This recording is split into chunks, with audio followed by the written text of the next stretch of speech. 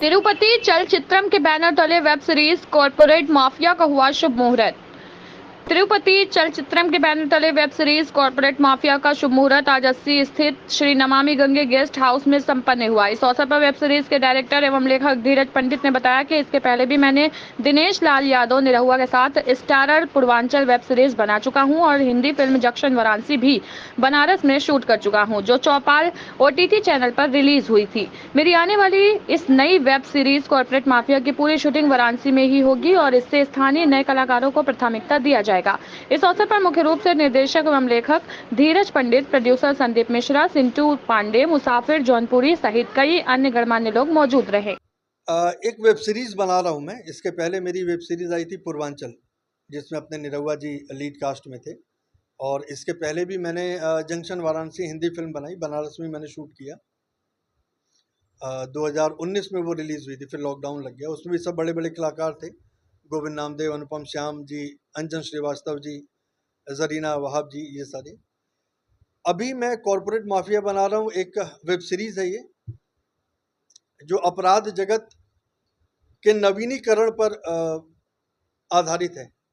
कि जैसे चाहे अनचाहे बहुत सारे युवा अपराध की तरफ खींचे चले आते हैं। बहुत लोग माफियाओं को अपना आइडियल मान लेते हैं, बहुत लोग माफियाओं के जैसा बनना चाहते हैं। आजकल वो साउथ की फिल्मों को देख करके डॉन नंबर 1 बनने की सबकी इच्छा जागृत हो जाती है। तो इस फिल्म के माध्यम से ये दिखा रहे हैं कि जिस फैसिनेशन से वो खिंच के आते हैं ना, जिस आकर्षण से कि हम बाहुबली बनेंगे, हमारा रुतबा होगा, हम खूब पैसे कमाएंगे और हम फॉर्च्यूनर से घूमेंगे, कि 47 लेके घूमेंगे, ये दरअसल सिनेमाई पर्दे पर ही अच्छा लगता है। असल जिंदगी में ठीक इसके उलट होता है। कानून व्यवस्था हमारी बहुत सख्त है, सरकार हमारी बहुत सख्त है, और कहते हैं ना कि बुरे का अंजाम बुरा ही होता है। वो हमने इसमें दर्शाया है कि अगर आप गलत राह पर जाते हैं किसी भी फैसिनेशन से, आप तो आपको नुकसान ही होगा। आप किसी माफिया को अपना आइडियल, अपना गुरु, अपना हीरो मान करके अगर आप उनके रास्ते पर चलते हैं, तो वहाँ बाहुबली की जय और जय जयकार सिनेमा में ही अच्छी लगती है। असल ज़िंदगी में बहुत बुरी तरीके से तोड़े जाएंगे, जेल में ठूंस दिए जाएंगे, आपका परिवार बहुत पीड़ित होगा। तो ये क्या वेब सीरीज रहेगी कि फिल्म भी रहेगी? ये वेब सीरीज ही बना रहे हैं। अच्छा, OTT के किस प्लेटफॉर्म पे आने की संभावना है? अभी ये फाइनल हमने नहीं किया है, हम सबसे पहले बनाए, क्योंकि OTT के अकॉर्डिंग चलना मुझसे कभी रास आया नहीं। फिर उनके नॉर्म्स होते हैं, उनके कंडीशंस होते हैं, उनके एक्टर्स होते हैं। मैं स्वच्छंद भाव से एक सिनेमा बनाना चाह रहा हूँ, और चाह रहा हूँ कि इस बार बहुत वो स्टार वैल्यू पर न जाऊँ मैं। यहाँ के स्थानीय कलाकार, जैसे इसके पहले भी पूर्वांचल जब मैंने किया तो मैंने ऑडिशन लिया था। मैं अयोध्या ऑडिशन लिया, मुंबई ऑडिशन लिया, लखनऊ ऑडिशन लिया, जंक्शन वाराणसी के लिए मैं आया भी था, निरंजन जी हमको वहाँ मिले भी थे। तो मेरी एक आदत भी है कि जब भी मैं फिल्म करता हूँ तो मुझे अच्छा लगता है कि मैं नए कलाकारों को आगे लेकर के आऊँ, क्योंकि जो फ्रेशनेस उनके अभिनय में मुझे मिलेगा वो बहुत ज़्यादा रिपीट हो चुके एक्टरों में नहीं मिलता। हर बार वही लगता है कि हाँ, ये तो वही परफॉर्म कर रहे हैं जो इन्होंने पिछली फिल्म में किया था। नया कलाकार कुछ जब परफॉर्म करता है तो बहुत फ्रेश परफॉर्म करता है। तो मुझे लगता है क्या कब तक संभावना है आपकी वेब सीरीज? समय लगता है मुझे। अभी 3 महीने तो मैं वर्कशॉप लूँगा। कल से ऑडिशन में ले रहा हूँ। ऑडिशन में यहाँ बनारस के, चूँकि मुझे पूरी शूटिंग यहीं करनी है, बनारस में ही करनी है, तो करीब 100 लड़के और कम से कम 25 से 30 मुझे लड़कियाँ लगेंगी। मैंने अपराध का व्यवसायीकरण कर दिया है, और एक बहुत अच्छा इसमें थीम मैंने रखा है कि दुर्लभ कश्यप की एक आपने कहानी सुनी होगी कि किसी प्रकार का भी विवाद हो, कोर्ट कचहरी न जाएं, पुलिस थाना न जाएं, हमारे पास आएं, 1 हफ्ते के अंदर करेंगे निपटारा। तो सुनने में कितना अच्छा लगता है, लेकिन उसका असल प्रारूप क्या है, पुलिस वालों ने तोड़ दिया उसे। तो हमारी फिल्म का भी एक थीम ये रखा है हमने, और इसमें मुझे बहुत फ्रेश नए लड़के चाहिए, अच्छे एक्टर चाहिए जो यहाँ थिएटर से जुड़े हैं, जो सालों से रंगमंच वगैरह से जुड़े हैं। हम उनको तैयार भी करेंगे, अपने फिल्म के अकॉर्डिंग वर्कशॉप रखेंगे, उनको तैयार करेंगे। 100% स्थानीय कलाकार ही रहेंगे। मुझे बाहर से कलाकार नहीं चाहिए, क्योंकि मुंबई से जब हम कलाकारों को लाते हैं और बनारसी मिट्टी जब उन पर लगाते हैं तो कहीं ना कहीं नकलीपना वो दिखता है। ये नकली बनारसी बोल रहा है, ये नकली अवधी बोल रहा है, नकली भोजपुरी बोल रहा है। मुझे देसी लोग चाहिए।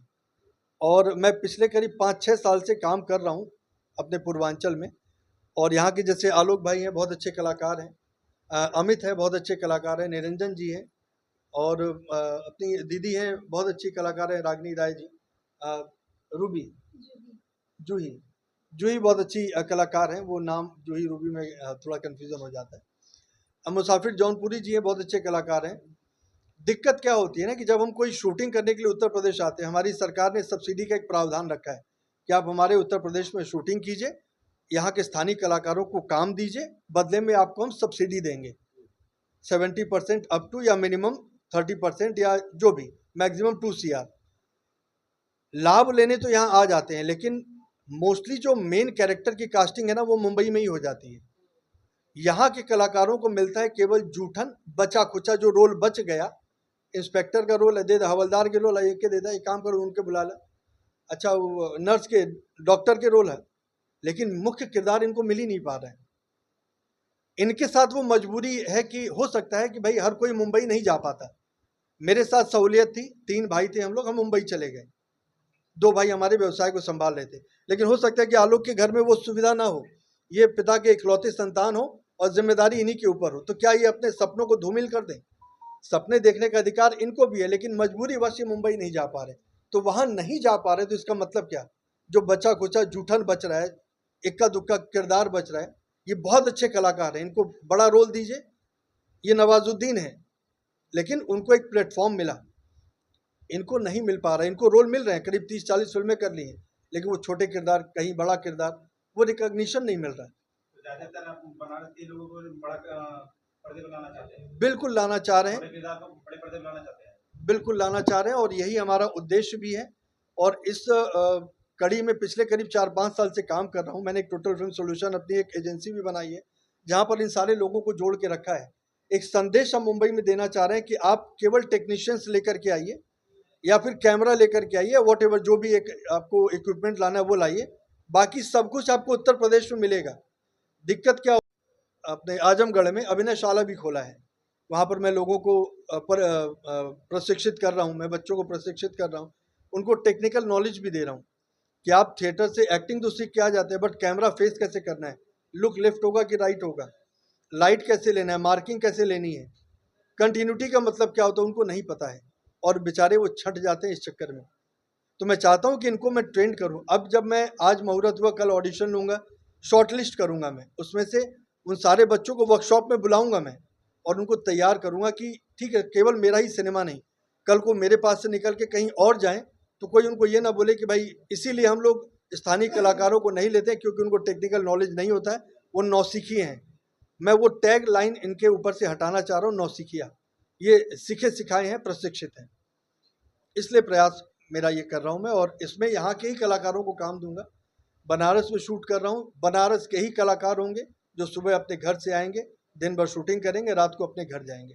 मैं दूसरे किसी प्रांत से, किसी दूसरे जिले से